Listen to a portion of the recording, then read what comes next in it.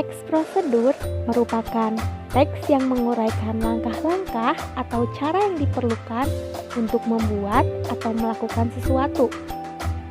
Di dalam teks prosedur akan diuraikan bagaimana sesuatu itu dibuat atau dikerjakan melalui serangkaian langkah-langkah atau tindakan yang tersusun. Dari penjelasan tersebut, sudah jelas bahwa tujuan komunikatif dari teks prosedur adalah memberikan petunjuk bagaimana cara untuk melakukan atau membuat sesuatu secara tersusun. Struktur teks prosedur. Struktur teks prosedur terdiri dari tujuan teks prosedur, alat dan bahan yang akan digunakan, serta langkah-langkah atau prosedur yang harus dilalui.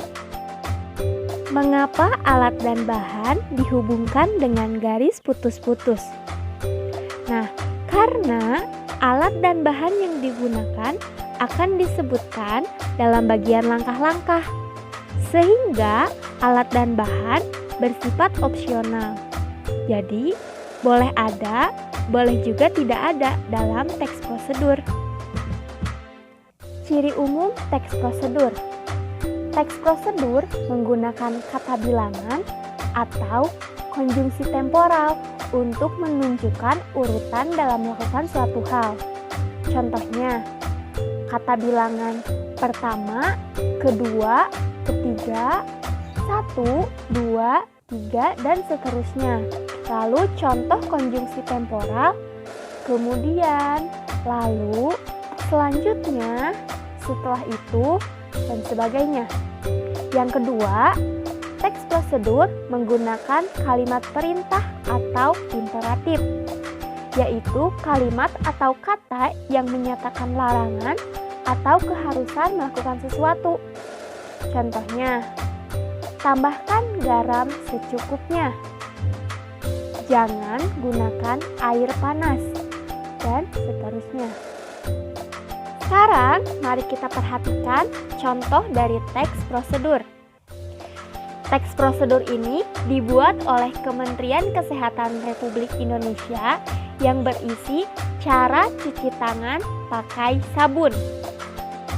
Pada bagian awal, kita bisa menemukan tujuan dari teks prosedur ini, yaitu untuk memberikan informasi cara mencuci tangan dengan benar. Selanjutnya, langkah-langkah untuk mencapai tujuan. Dalam teks prosedur ini, langkah-langkah diberi angka 1 sampai dengan 5 untuk menandai urutannya.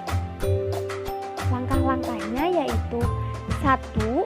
Basahi tangan seluruhnya dengan air mengalir.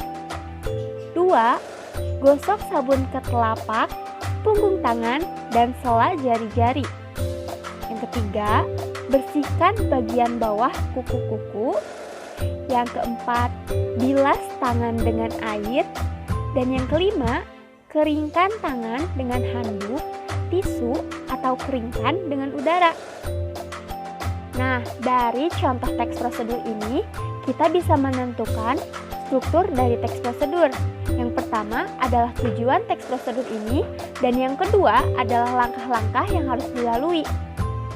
Selain itu, kita juga bisa menemukan ciri umum dari teks prosedur, yaitu yang tadi. Pertama adalah urutan, yang ditandai dengan angka atau kata bilangan. Dalam contoh ini, kita menggunakan 1, 2, 3, 4, dan 5. Setelah itu ciri yang kedua, yaitu kalimat perintah atau arahan melakukan sesuatu. Untuk latihan membuat teks prosedur, mari kita lihat gambar berikut. Teman-teman, buatlah teks prosedur cara membuat teh manis hangat. Ingat, perhatikan struktur dan unsur umum dari teks prosedur yang sebelumnya kita pelajari ya.